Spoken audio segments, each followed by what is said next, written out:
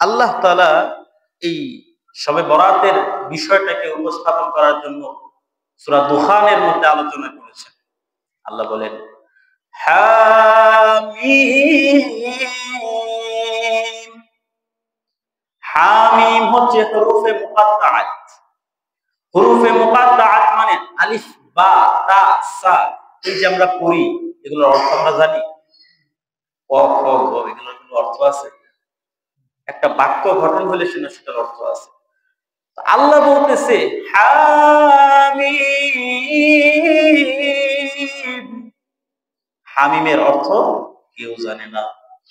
মুফাসসিরিনে কেরাম বলেন আল্লাহু আ'লাম বিমুরাদি বিযালিক। এটার অর্থ কি এটা একমাত্র কে জানে? আল্লাহ জানে। আল্লাহ তাআলা কোরআন নাযিল করছে নবীর উপরে, নবী আমাদেরকে বইলা বইলা শোনাইছে। কেন শোনাইছে? ঈমান আনার জন্য। কেন? ঈমান আনার জন্য। এখন আমি যদি না বুঝি কিসের উপরে ঈমান আনবো? প্রশ্ন আছে না? এটা সুন্দর একটা প্রশ্ন, খুব হার্ড প্রশ্ন, কিন্তু সহজ। আমি বুঝি আর না বুঝি, আমার রব বলছে আমি বিশ্বাস করি। সুবহানাল্লাহ। বিশ্বাস করতেই হবে। অতএব হামিম অর্থ জানি আমরা, কিন্তু কি করি? বিশ্বাস করি। আল্লাহ কি বলেন? তানওয়াল কিতাবিল মুবিন। সুস্পষ্ট কিতাবের কসম। ওয়াও মানে হইতেছে কসম, কিতাব মানে হইতেছে কিতাব বা কোরআন, মুবিন মানে সুস্পষ্ট। এই কোরআন কিতাব, আল্লাহর যে কোরআন আছে এটা সব থেকে সুস্পষ্ট একটা কিতাব, এখানে কোনো ভেজাল নাই। কারণ কি? কারণ শুরুতে আল্লাহ বলেন আলিফ লাম মিম যালিকাল কিতাব লা রাইবা ফীহি। আলিফ লাম মিম এর অর্থ আমরা জানি না। আল্লাহ বলতেছে তোমরা না জানো, না বুঝো, কিন্তু বিশ্বাস করতে হবে। কেন বিশ্বাস করবা? যালিকাল কিতাব, এটা এমন একটা কিতাব লা রাইবা ফীহি, যাতে কোনো কি নাই, সন্দেহ নাই। লা মানে হইতেছে নাই, একদম নাই। রাইবা মানে হইতেছে সন্দেহ, ফীহি মানে এর মধ্যে। কোথায় সন্দেহ নাই? এই কিতাবের মধ্যে। এই কিতাব বাংলা অর্থ কি বলছে? এই কিতাব, কিন্তু কোরআনের মধ্যে আছে জালিকাল কিতাব। জালিকা মানে ওই, অর্থ কি হইল? এই। ওই এর অর্থ এই কেমনে হয়? প্রশ্ন আছে না? নেই। জালিকা মানে ওই, আমি অর্থ কি বললাম? এই। পৃথিবীতে বাংলাদেশে বিশেষ করে যত তাফসীরের গ্রন্থ আছে সমস্ত কিতাবে লিখছে এই কিতাবে কোনো সন্দেহ নাই। কি বলছে? এই কিতাবে কোনো, কিন্তু অর্থ তো হওয়ার কথা ছিল ওই কিতাবে কোনো সন্দেহ নাই।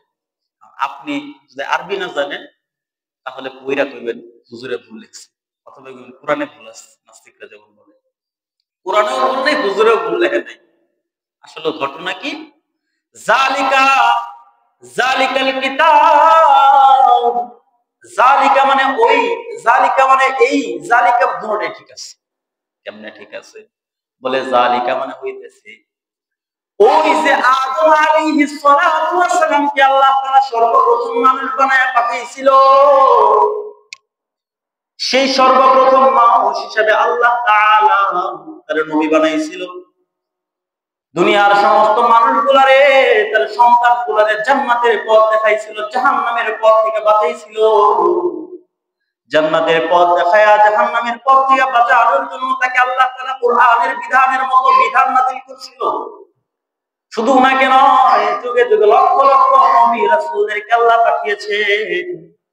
আদমকে পাঠিয়েছেন, নূহকে পাঠিয়েছেন, শীসকে পাঠিয়েছেন, লূতকে পাঠিয়েছেন, নূহকে পাঠিয়েছেন, ইব্রাহিমকে পাঠিয়েছেন, মূসাকে পাঠিয়েছেন, ঈসাকে পাঠিয়েছেন। যুগের পরে যুগে যত নবী পাঠাইছে সমস্ত নবীদেরকে কিতাব দিছে না দেয় নাই? আল্লাহ বলতেছে জালিকা, ওই যে আদমকে কিতাব দিছে, জালিকা ওই যে ইব্রাহিমকে কিতাব দিছিল, জালিকা ওই যে নূহকে কিতাব দিছিল, জালিকা ওই যে ইদ্রিসকে কিতাব দিছিল। সমস্ত কিতাব, এই কিতাবগুলোর সমস্ত জ্ঞান কোরআনের মধ্যে আল্লাহ দিয়া দিছে। বুঝছেন? আদম থেকে নিয়া ঈসা পর্যন্ত যত নবী আছে সমস্ত নবীর কিতাবে যত জ্ঞান আছে সমস্ত জ্ঞান একত্রিত করে আল্লাহ কোরআনে ঢেলে দিছে। এরপরে বলতেছে যালিকা, ওই যে শুরু থেকে শেষ পর্যন্ত যত জ্ঞান আছে, লা রাইবা ফি, আল্লাহ তাআলা এই কিতাবের মধ্যে জমা করে দিয়েছে, কোনো সন্দেহ নেই। সুবহানাল্লাহ। আমাদের নবী শেষ নবী, সর্বশ্রেষ্ঠ নবী কেন? কারণ হইতেছে যত জ্ঞান আছে সমস্ত জ্ঞান আল্লাহ এখানে রেখেছে। একটা অর্থ। আরেকটা অর্থ, জালিকাল কিতাব, তুমি দেখতেছো এখানে কুণ্ডলিপি লেখা আছে কোরআন শরীফ, না না এটা কোরআন নয়। কোরআন হইতেছে ওই যে লাউহে মাহফুজের মধ্যে লেখা। আর লাউহে মাহফুজ তোমার কাছে নয়, লাউহে মাহফুজ তোমার থেকে দূরে। এই জন্য আল্লাহ বলেন জালিকাল কিতাব, ওই যে লাউহে মাহফুজের মধ্যে আল্লাহ কিতাব নাজিল, ওখান থেকে কিতাব নাজিল করে দিয়েছে, ওই কিতাবের মধ্যে কোনো সন্দেহ নাই। বুঝছেন? আরেকটা অর্থ, অর্থ কয়টা হইল? দুইটা। আরেকটা অর্থ কি? বলে জালিকাল কিতাব, তুমি কোরআন পড়বা, কোরআনের সব ব্যাখ্যা তুমি বুঝবা না। যুগে যুগে হাজার হাজার মানুষ আসছে, কোটি কোটি মানুষ আসছে, 1450 বছর যাব এই কোরআন নিয়ে গবেষণা হচ্ছে, কোনদিন গবেষণার ত্রুটি হয় নাই। যত গবেষণা করে ততই রহস্য বের হয়, যতই গবেষণা করে ততই রহস্য বের হয়, এত এত রহস্য বের হয়। এই জন্য এটা তোমার দ্বারা একেবারে সম্পূর্ণ বোঝা সম্ভব নয়, তোমার কাছে হইলেও তোমার থেকে অনেক দূরে। এই জন্য কয় জালিকাল কিতাব, ওই কিতাব, যে কিতাব তোমার নাগালের বাহিরে। ব্যাখ্যা কয়টা হইল? তিনটা।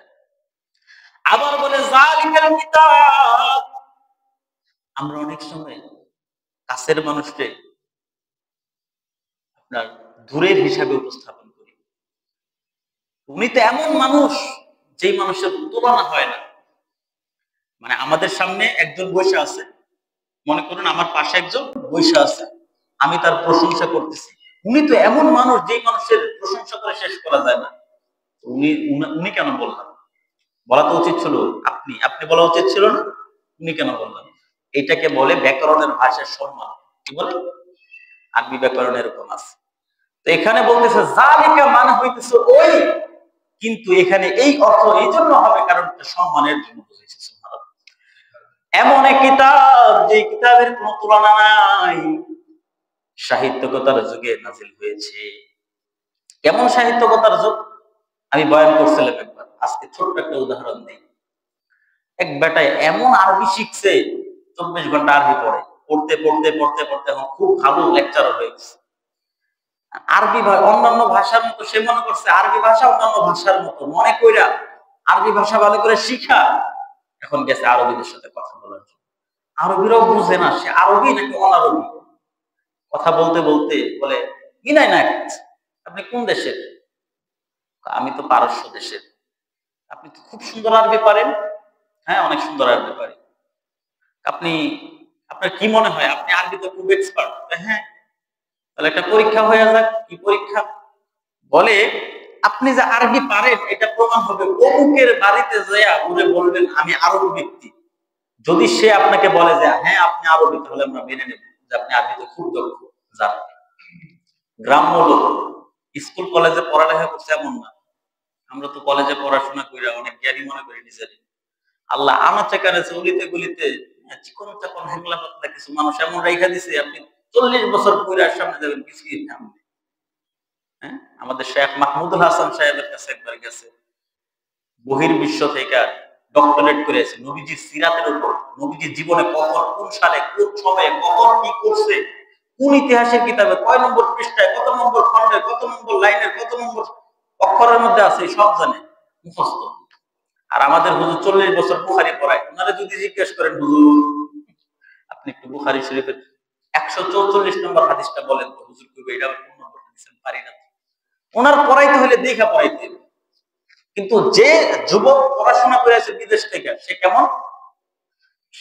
একেবারে সব মুখস্থ গেছে। আজকে মাহমুদুল হাসানের 3 মাস এটা কয়ে গেছে আজকে আপনার সাথে আমার ডিবেট হবে, তর্ক হবে, মুনাজারা হবে। মুনাজারা করতে গেছে, মুনাজারা করতে বসছে। ঠিক আছে, মুনাজারার তো একটা রুলস আছে, একটা নিয়ম আছে। আপনি 5 মিনিট বলবেন, আমি 5 মিনিট বলবো। এখন যার জ্ঞান বেশি সে 5 মিনিটই কথা কভার করতে পারে? কথা শুরু হইলে কি শেষ হয়? কথার নাম লতা, খালি বলতে, তাই না? আল্লাহর বান্দা বলা শুরু করছে, বলতে বলতে বলতে বলতে 5 মিনিট কিন্তু শেষ হয়েছে না জানেও না। নবীজের অমুক নম্বর পৃষ্ঠা, তমুক নম্বর কলমে, তমুক নম্বর লাইনের মধ্যে এই কথা আছে, হ্যাঁ অমুক নম্বর অমুক ইতিহাস বেত্তা এটা লিখছে ওইটা লিখছে, বলতে বলতে 5 মিনিট পার হয়ে গেছে। 5 মিনিট যখন পার হয়ে গেছে, হুজুর একটা ঘড়ির দিকে তাকাইছে, কি হয়েছে? শুরু করছো কয়টা থেকে? অতটা থেকে। হয়েছে কতক্ষণ? 8 মিনিট হয়ে গেছে। 8 মিনিট হয়ে গেছে। শর্ত কি ছিল? বলে শর্ত ছিল 5 মিনিট, তুমি 7 মিনিট বললা, 8 মিনিট বললা, এটা কি আমাদের রুলসের বাহিরে গেছে না ভিতরে আছে? বাহিরে গেছে। যে ব্যক্তি রুলস মানে না তারা কি বলে জানো? মুনাফিক বলে। আমি মুনাফিকের সাথে কথা বলি না, এখান থেকে বের হয়ে যাও। আসলে সত্যি কথা হচ্ছে, এইভাবে যদি তার সাথে বৈশাখ কথা বলে পারবে না, সত্যিই পারবে না, মুখস্থ করে আসছে। কিন্তু তার 40 বছরের পড়াশোনা এখানে 3 মিনিটে শেষ হয়ে গেল, মুনাফিক বলে বের করে দিল। এই হলো অবস্থা। এই আল্লাহর বান্দায় গেছে যা বলে আনা মিনাল আরব হাল ফিদ্দার রাজুল, বাড়িতে কেউ আসেনি, আমি তো আরবি একজন লোক আসছি। বাড়িতে ছোট্ট একটা মায়া ছিল। মায়া কয় আবি ফা ইলাল ফায়াফি ফাইদাল ফা ইলাল ফায়াফি আফা। যারা আরবিতে পড়াশোনা করে এদেরকে যদি এই কথা যা বলেন না, আপনি বাংলা মুখস্থ করে যদি বলেন আবি ফা ইলাল ফায়াফি ফাইদাল ফা আল ফায়াফি আফা মানে কি? হুজুর এই বিচারে অর্থটা বলতে পারবেন? এটা এত হার্ড একটা শব্দ, হার্ড এবং অর্থ আসলে বোঝা সম্ভব না। এই আল্লাহর বান্দা এত বছর পড়াশোনা করলো, আরবি শিখলো, বুঝে না। হ্যাঁ, এখন আবার মেয়েটা বলছে আবি ফা ইলাল ফায়াফি ফাইদাল ফা আল ফায়াফি আফা। খালি কয় হ্যাঁ, আর কিছুই বলতে পারে না। শেষে তার মা এসে বলে কি রে, কার সাথে কথা বলছে? একজন লোক আসছে অনারবি। হ্যাঁ কয় হ্যাঁ নাকি আরবি? এই লোকে পুরা হতাশ। হ্যাঁ, আমি যে অনারবি আমি তো বলি না, আমি তো আরবি বলছি। এই কেমনে কইলো যে অনারবি লোক আসছে? অবাক হয়ে গেল, মনোকষ্ট নিয়ে ফিরে আসছে। আইসা আরবিদের সাথে বলে আমি তো গেলাম, আমি আরবি বলছি, কিন্তু ওই মেয়ে বলে আমি নাকি অনারবি। এটা কোনো কথা? আর কি কইলো চুংচাং মেং, ওই যে কয় না চাইনিজরা, ওরকম কি বললো কিছুই বুঝলাম না। ঘটনা কি? আবি ফা ইলাল ফায়াফি মানে হইতেছে আবি আমার বাবা, ফা গেছে, ইলাল ফায়াফি মরুভূমিতে, ফাইদা যখন, ফাইদাল ফায়াফিউ যখন সূর্য ডুবে যাবে, আফা তখন ফিরে আসবে। দেখেন আপনি যদি হিসাব করেন, আবি এইটা বাদ দিয়া ফা ইলাল ফায়াফি ফাইদাল ফা আল ফায়াফিউ আফা একই শব্দ। শব্দ কয়টা? একটা শব্দ ঘুরে ঘুরে আসছে। এখন আপনার যদি কাকু কাকু কাকু কাকু 4 বার বলা হয়, শব্দের অর্থের মধ্যে ভিন্নতা আছে। আরবিতে একই শব্দ 4 বার রিপিট হয়েছে শুধুমাত্র, কিন্তু অর্থ কয়টা হয়েছে? 4টা। একই শব্দ 4 বার রিপিট হয়েছে, অর্থ হয়েছে 4টা। এই আরবি ভাষার এত রহস্য তাৎপর্য, এরকম হাজার হাজার ঘটনা আছে। এই লোকে এত বছর আরবি করে পারে না। আল্লাহ বলতেছে ওদের যদি সামর্থ্য থাকে, শক্তি থাকে, দক্ষতা থাকে, সক্ষমতা থাকে, এই আরবের লোকেরা পুরো পৃথিবীর সমস্ত মানুষগুলোরে নিয়ে আও, পুরো পৃথিবীর সমস্ত জিন জাতিদেরকে নিয়ে আসো, আইসা একত্রিত করে একটা আয়াত বানিয়ে দেখা। একজন দুইজন মানুষের কথা বলেন, পুরা পৃথিবীর মানুষের কথা বলছে। শুধু মানুষের কথা বলে না, জিন জাতির কথা বলছে। বলার পরে বলতেছে সবাই মিলা একটা সূরা না, সূরা বাকারা বানাইতে বলে না 3 দিন লাগে পড়তে। হ্যাঁ, সূরা বাকারার কথা বলে নাই, বলছে কি একটা লাইন বানিয়ে নিয়ে আসো, ইন্না আতাইনা কাল কাউসার। 3টা শব্দ বানিয়ে নিয়ে আসো।